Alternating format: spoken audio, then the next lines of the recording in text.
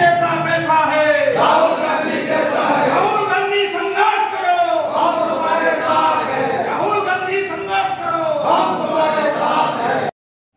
नवनियुक्त ओडिशा प्रदेश किसान कांग्रेस अध्यक्ष श्रीयुक्त अभय साहू को संबर्धना। सुवर्णपुर जिला स्थानीय होटेल प्रोग्रेसिन ठारे दिवा 2 घंटा रे सुवर्णपुर जिला कांग्रेस कमिटी तरफ नव नियुक्त ओडिशा प्रदेश किसान कांग्रेस अध्यक्ष श्रीयुक्त अभय साहू को संबर्धना दिया जायतिला। अनेक कृषकों उपस्थिति रे एक कृषक सांगठनिक सभा मध्य अनुष्ठित होइतिला।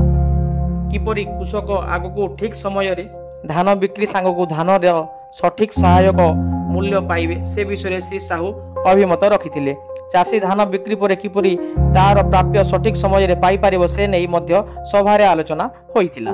श्री अभय साहू चाषी को ठीक समय रे बीमा प्रदान सांगको सरकार पेंशन व्यवस्था करबा पई गणमाध्यम जरिया अनुरोध रखिछंती।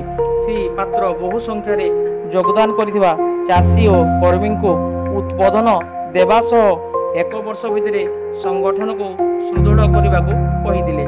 आज स्वागत संबर्धना सभारे जिला कांग्रेस कमिटी सभापति तथा पूर्वतन विधायक विनोद पात्र, वरिष्ठ सदस्य सुधीर पंडा सह अनेक चाषी नेता और कर्मी योगदान करथिले। अभय साहू अध्यक्ष प्रदेश किसान कांग्रेस वर्तमान अनुकूल मौसुमी जो ओडिशा रे खरीफ फसल काम आरंभ हो सारी चाषी क्षेत्र में खटुची एवं प्रदेश किसान कांग्रेस पक्षर चाषीर चाषर एवं चाषी परिवार समुदाय परिस्थिति की अनुध्यान करने आम उपकूल पहाड़ तल पर्यंत गस्त कार्यक्रम आरंभ करूँ। आम समस्त जो मैंने सबु जिले भरपूर जो जिला मैंने ओडिशार भातहांडी पश्चिमांचल जिला मानू एवं दक्षिणांचल जिला मानू ग्रस्त करुचु। सेठी चाषी जो दुर्दिनर सम्मुखीन होती सरकार दृष्टि की आकर्षण करने योजना करूँ।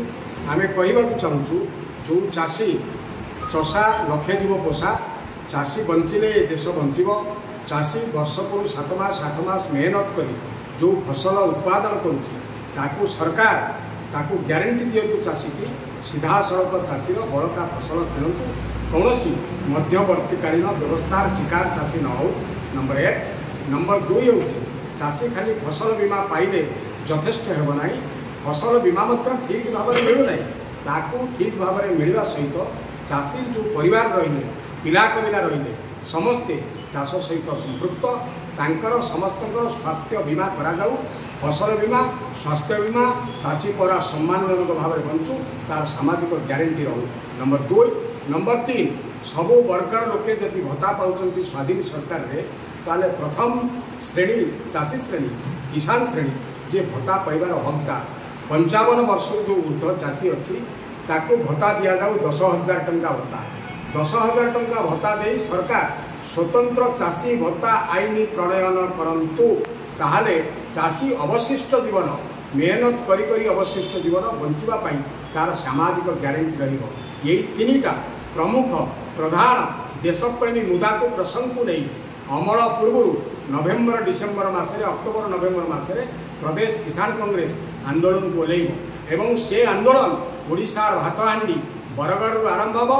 से बरगढ़ आंदोलन पारादीपगढ़ को व्यापीब, महेन्द्र तनयारू महोदधी तट को व्यापीब, नवरंगपुर रायरंगपुर व्यापीब, बरगढ़ जहाँ कह मालकानगिरी काली ता कह किसान कांग्रेस चाषीर कथा कह आंदोलन को ओह्लैब एवं आम आशा करुचु जे सरकार ये प्रस्ताव को ग्रहण करेंगे नहले आंदोलन को चाषी ओह्लैवा को बाध्य हो। धन्यवाद। नमस्कार।